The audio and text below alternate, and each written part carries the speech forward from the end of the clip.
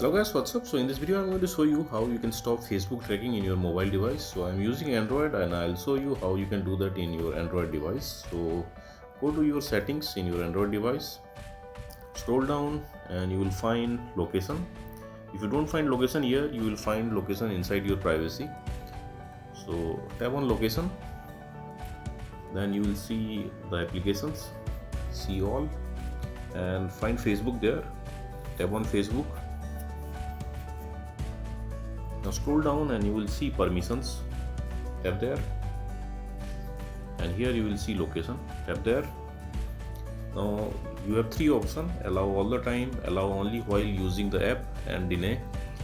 So choose allow only while using the app. That's the best.